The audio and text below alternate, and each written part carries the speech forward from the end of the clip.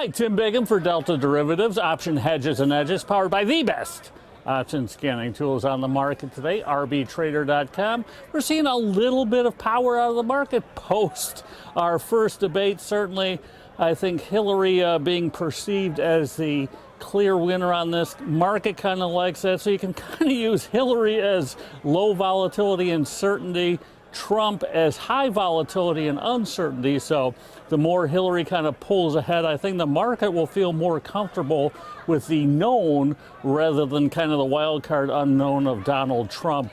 And, looking at something that's known, we're back again in that pervasive trading range using the SPY, kind of 214 to the downside, all-time highs around 219 to the upside. We were in it for 40 straight days before we briefly broke out below it.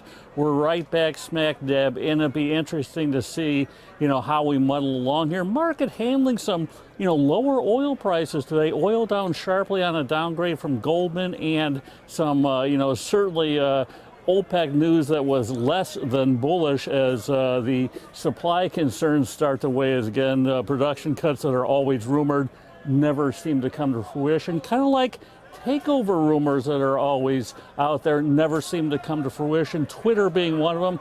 Stock finally showing a little bit of give back here today. Has been on a big move higher. Certainly Salesforce and Google a couple days ago rumored to be suitors. Yesterday it was Disney. I'm thinking, if none of this comes to fruition, you'll see Twitter back at 20 very quickly. So buying some just out of the money puts out in October regular monthlies to position for the fact that maybe there is no deal in the offing. If not, implied vol, i.e. again, the price of the options, the cheapest it's ever been. And then using those arbitrator option scanners, identifying some big time repeat and unusual call buying in a couple casino names out there, WYNN, Win, and Las Vegas Sands, LVS. So both of these, especially LVS, in the October 7th expiration, so a week from Friday. Earnings aren't until the 19th.